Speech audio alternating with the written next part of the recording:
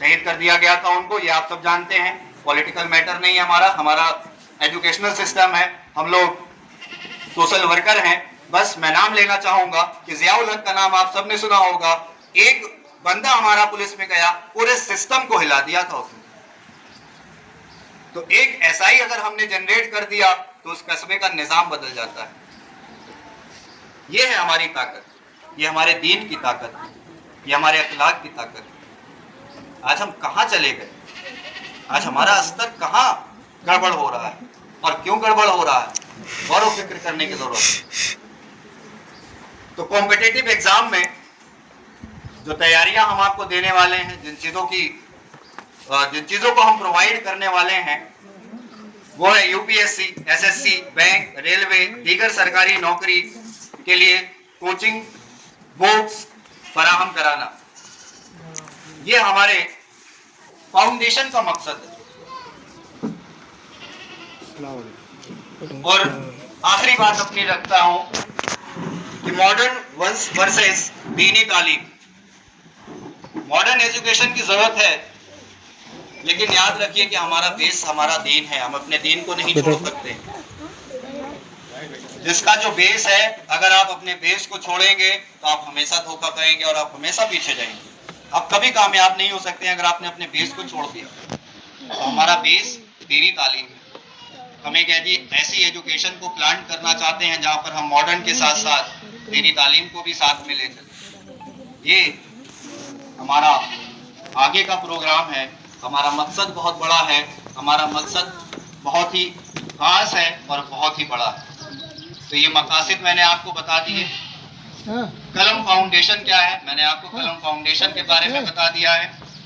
दुनियावी तालीम के दरमियान एक तवाज़ुन, दीनी और दुनियावी तालीम के दरमियान एक तवाज़ुन पैदा करना, ये हमारा मकसद है।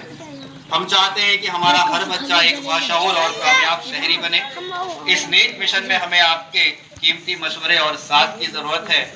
आइए कलम उठाइए और मुस्तकबिल बदलिए।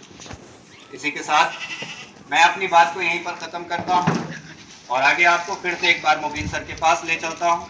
कहने सुनने में अगर मुझसे कोई गुस्ताखी हो गई हो तो माजरत चाहूँगा और गुजारिश आपसे करूँगा कि आप लोग हमारे फाउंडेशन से जुड़िए, हमारे फाउंडेशन को मजबूत करिए, ताकि हम आने वाली नस्लों के मुस्तकबिल को बदल पाएँ, उनको एक गाइड कर पाएँ, उनको आगे ले जा पाएँ। और जो मैंने 4D की बात कही है, उस पर भी आज आप लोग सोचिएगा, ध्यान में रखिएगा और ड्रॉप आउट पर ध्यान रखना है। ड्रॉप आउट मीठा जहर, जैसे कहते हैं नहीं, स्वीट पॉइजन। ड्रॉप आउट मुस्लिम कौम के लिए मीठा जहर की तरह से काम कर रहा है। ड्रॉप आउट का जो रेट बढ़ रहा है, बहुत ही गौर फिक्र करने वाली बात है कि ड्रॉप आउट का रेट बढ़ रहा है। इस रेट को कम करना है। तालीम इसलिए भी ज़रूरी होती है कि तालीम, जैसे बहुत से लोगों का कहना है कि लास्ट में तो कमाना तो पैसा ही है। पैसा तो आप कमा लेंगे, पैसा तो आप कमा लेंगे, पैसा तो सब कमा रहे हैं, लेकिन आप शऊर कहाँ से कमाएंगे, आप मैनर्स कहाँ से कमाएंगे। कल मैं गया था, लखनऊ गया था, मैं घूमने के लिए ही गया था और वहां पर मैंने कई लोगों को देखा कि जब वो अंदर जा रहे हैं तो चिल्लाते हुए जा रहे हैं, शूटिंग कर रहे हैं। क्यों? क्योंकि उनके अंदर तरबियत की कमी। उन्होंने अपनी वोटिंग के माध्यम से क्या जाहिर किया? यही जाहिर किया कि तरबियत की कमी।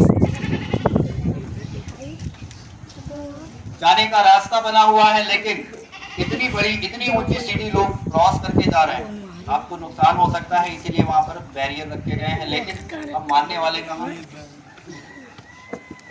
क्योंकि हम पैसा कमाने पर तो फोकस करते हैं ना, लेकिन हम मैनर्स पर फोकस नहीं करते, अदब पर फोकस नहीं करते, हुस्न और अखलाक पर फोकस नहीं करते हैं, जिस पर हमारे नबी ने फोकस करने के लिए कहा। अभी मैंने एक बच्चे का नाम भी लिया था, हमजा, तो वो बच्चा हमारे बीच में आ चुका है।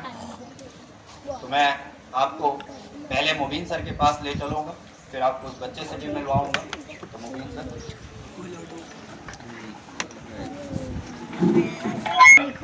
सर ने आपको टोटल एक चीज़ों की कहते हैं जिसकी तालीम की अहमियत को पूरे वाज़ेह तौर पर आपको बताया कि तालीम की अहमियत क्यों है, क्या हमें इसकी ज़रूरत क्यों है, या ये फाउंडेशन बना क्यों है, इसके मकसद को आप तक पहुंचाने की पूरी कोशिश की है। देखिए, जो तालीम होती है, तालीम आपको सही गलत का तरीका बताती है, तालीम आपको क्रिटिकल माइंड पैदा करती है, तालीम आपको सोचने समझने की सलाहियत पैदा करती है। ये तालीम है। तालीम आपके अंदर सवाल पैदा करने की कुव्वत पैदा करती है, इसको कहते हैं तालीम। तरबियत क्या होती है? जो आपने तालीम हासिल किया उसके मुताबिक आप कौन से डायरेक्शन में चल रहे हैं, सही डायरेक्शन पकड़ा है या गलत डायरेक्शन, ये आपकी तरबियत बताती है कि आपने उस पर तरबियत आपकी क्या है। अगर आपकी यही चीज, अगर हमारी तालीम के साथ तरबियत ठीक हो जाए, भाई आज के टाइम में हर आदमी यहाँ जितने हैं सब कहीं ना कहीं परेशान कि हमारा बच्चा हमारे लायक नहीं है, हमारी सुनता क्यों नहीं है। पहले बात वही निकल के आती, पहले आप तो अपनी तरबियत ठीक कीजिए, सब बच्चे की तरह आपके अंदर क्या सीख, आप सामने वाले के साथ कैसा बिहेव कर रहे हैं, आप जैसा करते हैं वैसा आप पाएंगे। ये दुनिया का एक नेचुरल फिनोमेना, ठीक है। तो इसी कड़ी में मैं इरशाद सर से चाहता हूँ, गुजारिश करता हूँ कि आप भी अपने कलमात से लोगों को नवाजें। इरशाद सर।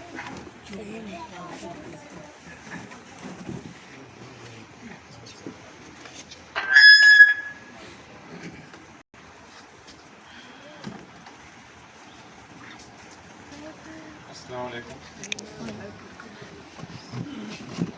सबसे पहले मैं मुबीन सर, मोहम्मद अहमद सर, नौशाद हिंदुस्तानी और यहाँ पे मुश्ताक भाई और सभी जो यहाँ पे बैठे हैं उन सबका शुक्रिया अदा करना चाहूँगा। मैं देख रहा था, कब से सुन रहा था और आप सब ने अहमद सर को बखूबी सुना, बहुत अच्छी तरीके से सुना और अहमद सर ने सारी बातें जो आपको बताई हैं, अपना मकसद बताया और उन्होंने जो 4D की बात की है, उसी में से एक D जो था, मेरा भी मकसद था उसी पे बात करने के लिए कि जो ड्रॉप आउट का जो केस है, जैसे कि हम लोग पढ़ा रहे हैं सर, तो बच्चों को पढ़ा रहे हैं SSC, रेलवे और भी कॉम्पिटिटिव एग्ज़ाम के लिए सर पढ़ा रहे हैं। मैं एकेडमिक में भी पढ़ाता हूं और मेरी जो क्लासेस है वो क्या कहते हैं नीट और JEE के लिए भी है, मैं उनको भी पढ़ाता हूं। तो एकेडमिक में मैं क्या देखता हूं कि हमारे कौम के बच्चों में या जो और भी बच्चे हैं उनमें ड्रॉप आउट का केस तो ज़्यादा है, लेकिन बच्चे जो है वो ड्रॉप आउट खुद से नहीं हो रहे हैं, कुछ बच्चे पढ़ना भी चाहते हैं। अब जैसे बच्चों का क्या होता है कि उन्होंने पढ़ाई स्टार्ट की, कुछ परिस्थितियां ऐसी हुई कि वो आगे जाके उसको सही से कंटिन्यू नहीं कर पाए या अपनी एजुकेशन को जिस लेवल पे ले जाना चाहिए था उस लेवल पे नहीं ले पाए। सो पेरेंट्स जो होते हैं या जो उनके जो गार्जियन होते हैं वो उस चीज़ को देखते हैं और फिर ये उनको लगने लगता है कि ये बच्चा मेरा कुछ कर नहीं पाएगा, कुछ नहीं कर पाएगा, तो वहीं से वो अपना मकसद बदलने लगते हैं और बच्चों को तालीम से दूर करते हुए उनको किसी काम में लगाना, कम उम्र में ही किसी काम को सिखाने में, किसी में ऐसे कामों में लगा देते हैं, मतलब तालीम से भटका देते हैं। बच्चा पढ़ना चाह रहा है, बच्चा खुद से नहीं कह पा रहा है, जैसे हम लोग के साथ भी हुआ हो गया और हमारे घर में आसपास मैंने देखा है कि बच्चा बहुत टैलेंटेड है लेकिन पेरेंट्स साथ नहीं दे रहे। अब बच्चे को उसके मार्क्स पे जज किया जाता है, 10th में उसके मार्क्स कम है, 12th में उसके मार्क्स कम है, तो बस उन्होंने कहा कि इसको नहीं पढ़ाना, अभी क्या पढ़ेगा, क्या जान पाएगा। ऐसा कुछ नहीं है। अगर आप उसको थोड़ा सा आप पुश करें और उसको आप बाहर भेजें या प्रिपरेशन के लिए उसको भेजें बाहर, तो मे भी उसका हो सकता है कि उसके फ्रेंड सर्कल अच्छे मिल जाएं और उनसे वो कुछ सीखे और उसके बाद क्या कहते हैं कि वो अच्छी चीज़ें करे और अच्छी फील्ड में जा सकता है। लेकिन हम लोग इस पर ध्यान नहीं देते हैं और बच्चों की बच्चा है वो लापरवाही करता है, वो खुद से नहीं कह पाता है कि मुझे किस डायरेक्शन में जाना है, उसको समझ में नहीं आ रहा। लेकिन पेरेंट्स जो है ये इन सब चीज़ों पे ध्यान नहीं देते हैं। मेरा मतलब कहने का मतलब यही है कि बच्चा अगर आपको दिख रहा है, उसके अंदर स्किल दिख रही है और उसके अंदर जज्बा दिख रहा है, तो पेरेंट्स से गुजारिश है कि उनको अपनी तरफ से ये फील ना कराएं कि आगे मैं पढ़ा नहीं सकता या तुम इस काबिल नहीं हो। आप पूरी कोशिश करें, जब तक बच्चा चाहता है पढ़ने के लिए उसको पुश करें। हो सकता है कि वो आगे एकेडमिक लेवल पे तो अच्छा नहीं कर पाया, लेकिन जब वो कहीं अच्छी जगह जाएगा, उसके फ्रेंड सर्कल बदलेंगे, उसके लोग बदलेंगे, उसका जो इन्वायरमेंट बदलेगा, उस इन्वायरमेंट के बदलने के बाद भी वो कुछ अच्छा कर सकता है। ऐसे बहुत से एग्जांपल्स हैं। हम लोग बच्चा दिखने में था, बहुत वीक था, पढ़ नहीं रहा था, लेकिन उसको उसके पेरेंट्स ने बाहर भेजा, प्रिपरेशन के लिए भेजा। हम लोग अभी कभी न्यूज़ हम लोग देखते हैं जब यूपीएससी के रिजल्ट आता है या फिर और सारे रिजल्ट आते हैं, उसमें देखते हैं बच्चा मेरा एकेडमिक अच्छा नहीं था, मैं ऐसे गया। तो ये सारी बातें होती हैं। तो मैं बस इतनी बात करना चाहता हूँ कि बच्चे जो भी स्टूडेंट हैं, पढ़ रहे हैं, कुछ अच्छा कर रहे हैं, सो पेरेंट्स उनके साथी या उनके क्या कहते हैं जो हम लोग हैं या गांव वाले भी उसको पुश करें और उसकी पढ़ाई को ना रोकें। बस मैं इतना ही कहना चाहता हूँ। उसके बाद अपनी बात यहीं पे ख़त्म करता हूँ। मोविन सर।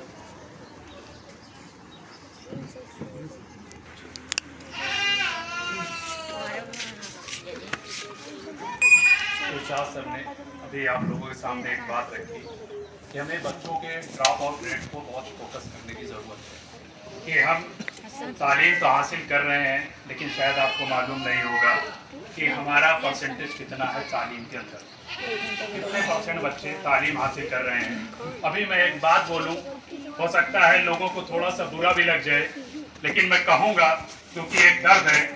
ये छोटे छोटे बच्चे आए हैं, क्या इनके गार्जियन नहीं है? आस पास के ही होंगे। कितने लोग आए? कितने लोग आए? अगर बच्चे आ सकते हैं, वो आते तो कोई बेकार या बेकाम की बात हो रही थी, बेकाम की बात नहीं चल रही। इससे बेदारी दिखती है कि कितने बेदार लोग हैं तालीम को लेकर के। और हमारे कौम में बड़े शर्म के साथ ये कहूंगा, हमारे यहाँ तालीम कहते किसको है? अगर वो गवर्नमेंट जॉब सर पा गया तो आज भी तालीम याफ्ता है, अदरवाइज वो तालीम नहीं हासिल है। जबकि तालीम का असल मकसद था आपके अंदर एक अच्छा इंसान बनाना, सबसे पहली चीज आपको एक अच्छा शहरी बनाना, ये मकसद था तालीम का। तालीम का ये बिल्कुल मकसद नहीं था कि आप नौकरी पाते हैं तो आप तालीम याफ्ता हैं, अगर आप नौकरी नहीं पाते हैं तो आप